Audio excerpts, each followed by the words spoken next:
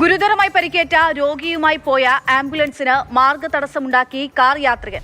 കൊല്ലത്ത് നിന്നും തിരുവനന്തപുരം മെഡിക്കൽ കോളേജിലേക്ക് രോഗിയുമായി പോയ ആംബുലൻസിനാണ് മാർഗതടസ്സം സൃഷ്ടിച്ചത്.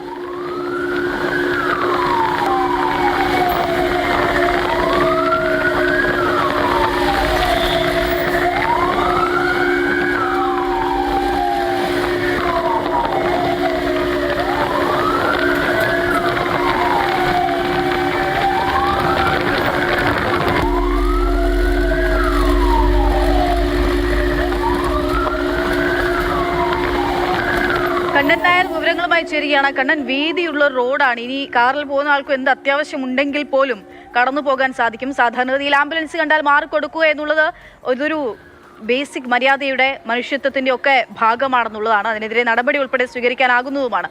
ഇതെന്താണ് ഉണ്ടായത്? ഈ കാറിൽ ഉണ്ടായിരുന്നവരെ പറ്റി എന്തെങ്കിലും വിവരങ്ങൾ ലഭിച്ചോ? ഇന്നലെ രാത്രിയാണ് സംഭവം ഉണ്ടായത്. 12 മണിയോടുകൂടി കൊല്ലത്തെ ഒരു സ്വകാര്യ മെഡിക്കൽ കോളേജിൽ നിന്ന് ആണ് ഈ ആംബുലൻസ് യാത്ര പുറപ്പെട്ടത്. കഴക്കൂട്ടത്ത് എത്തിയ സമയം മുതൽ ഈ ആംബുലൻസിന് മാർഗതടസ്സം ഉണ്ടാക്കിയാണ് കാർ ചെയ്തത്.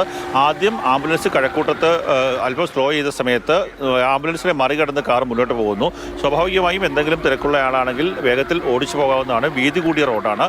എന്നാൽ ആ ആംബുലൻസിൻ്റെ തൊട്ട് മുന്നിൽ നിന്ന് ഈ ആംബുലൻസിന് മാർഗതടസ്സം ഉണ്ടാക്കുന്ന ഒരു സ്ഥിതിയാണ് ആ ദൃശ്യങ്ങൾ കാണാൻ സാധിക്കുന്നത്.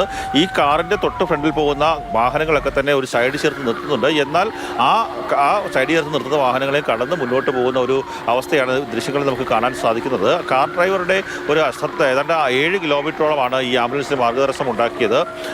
പല സമയങ്ങളിലും ഹോൺ അടിച്ച് മാറാനുള്ള ആവശ്യം ഉന്നയിച്ചിരുന്നു. അവസാനം ഒരു ഗതിയും ഇല്ലാതെ വന്നപ്പോഴാണ് ആംബുലൻസിൻ്റെ ഡ്രൈവറായിട്ടുള്ള രാഹുൽ ആ ദൃശ്യങ്ങൾ മൊബൈലിൽ പകർത്തിയത്.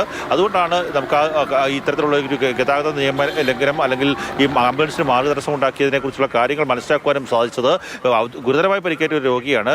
ഒരു ബൈക്കും കാറും തമ്മിൽ കൂട്ടിയിടിച്ച് കാലിൻ്റെ പത്തിക്ക് വലിയ രീതിയിൽ പരിക്കുണ്ടായി. ആദ്യം അദ്ദേഹത്തെ കൊല്ലത്തെ ഒരു സ്വകാര്യ മെഡിക്കൽ കോളേജ് ആശുപത്രിയിലേക്ക് കൊണ്ടുവന്നു. അവിടെ നിന്ന് നേരെ തിരുവനന്തപുരം മെഡിക്കൽ കോളേജ് ആശുപത്രിയിലേക്ക് കൊണ്ടുപോവുകയായിരുന്നു.